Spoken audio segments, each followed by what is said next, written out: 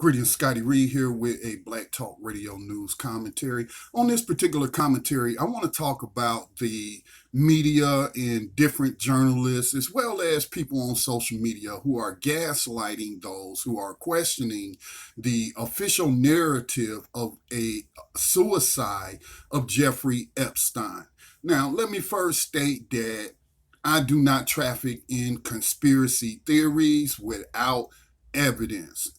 Conspiracies do exist. In fact, Epstein was charged with a conspiracy and trafficking young girls and young women for sexual purposes. So conspiracies do exist, and we can theorize all day long, but I do not, promote theories that lack any kind of evidence whatsoever. Now, at the same time, though, I feel like, U.S. journalism in the United States is pretty crappy. And it's evident when you look at some of the articles coming out from some big name publications who are just going along with the narrative that Jeffrey Epstein, one of the most high profile prisoners in the United States, killed himself, and they don't have any evidence. The only evidence that they have is that prison officials who have been described by inmates as being cruel, treating people like trash. Then we hear those who say, "Oh, they were overworked and working all this overtime." I mean, what does any of that have to do with how this man ended up dead? Again, a high-profile case involving powerful people allegedly, and the media is just going to run with the apparent suicide narrative. Well, look up the definition of the word apparent. Apparent means it's likely, but we don't know for sure. Okay, that's what the word apparent means. So an apparent suicide doesn't mean it's a suicide. Now, other media outlets are just calling it outright suicide, but they have no evidence other than the word of officials who have been cited for, we can call it incompetence, we can call it willful negligence, whatever you want to call it. Why would I accept these people's word on anything?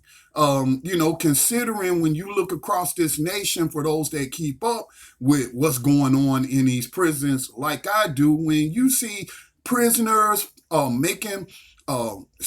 guards making prisoners fight each other in gladiator fights. That was exposed in California. You got Daryl Rainey down there in Florida who was boiled to death while trapped for 2 hours in a scalding hot shower that caused his skin to peel off. Guards did that. Okay. And then you have prisoner on prisoner violence all the time, especially against people charged or convicted with crimes such as what Epstein was charged with. So why is there a rush by these journalists to go with the official narrative? There's no suicide note, no reported suicide note. We don't know if there's any video, surveillance footage of his alleged suicide. We just don't know a lot of things. The autopsy hasn't been completed, although just minutes ago I heard that the coroner is ruling the autopsy as inconclusive.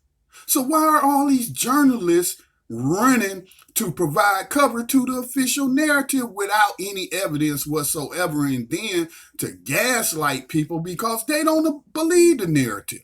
Okay, I get it. You got some congressmen like Marco Rubio blaming the Russians. That's just crazy, man. That's just an outright conspiracy theory with no evidence. Then we got those that's blaming Trump. Again, where is the evidence?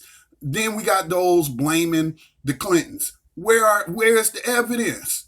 That's all I'm saying. But again, you running with the narrative that this was a suicide. Where's your evidence? There is no evidence. The investigation has just started. It hasn't been completed. Again, the coroner, the last I heard, his report was inconclusive.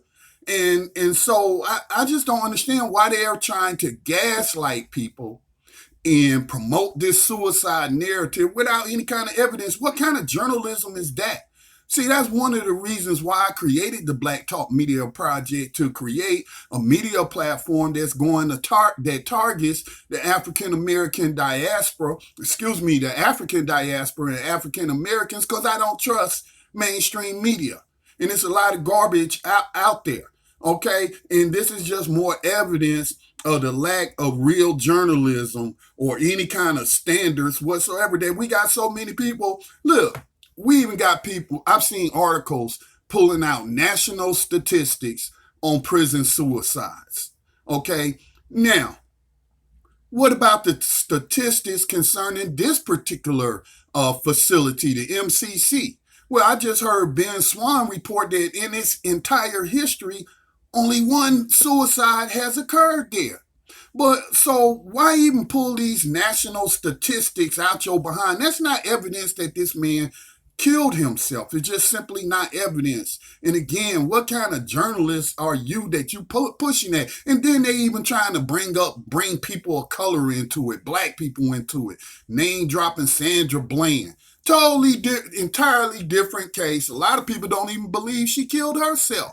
So, it's just a shame that we got so many people, especially in the field of journalism, that's trying to gaslight those who don't believe the official narrative without any evidence other than the words of those who are charged with keeping prisoners safe and often don't, and are negligent and even kill prisoners. Okay?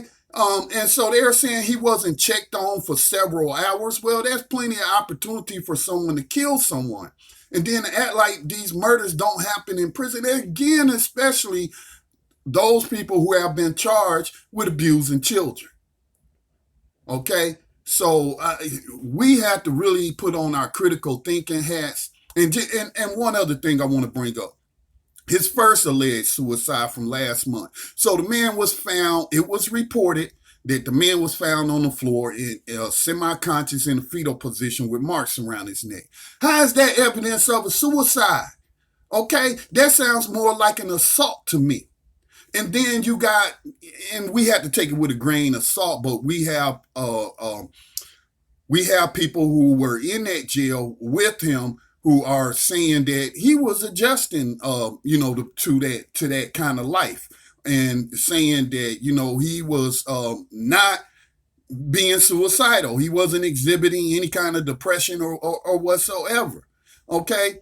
And then we have Jeffrey Epstein reporting, and these are according to news reports, that he had told guards that someone was trying to kill him. Now, if I plan on killing myself, what's the point of me complaining to guards about somebody killing me?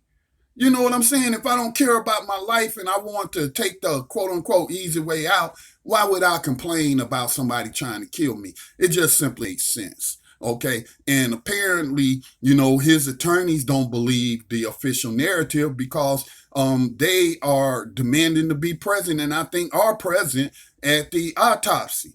And again, I don't know. I only have one source that so far the coroner has said that he needs more information or she needs more information because the results are inconclusive. So this is why you should question everything, no matter where the source comes from. All right, continue to support the independent Black media nonprofit Black Talk Media Project. Go to blacktalkradionetwork.com or in the description or wherever you may be seeing this video or podcast, and make a donation today. All donations are tax deductible. This has been Scotty Reed with a Black Talk Radio News Commentary. Peace.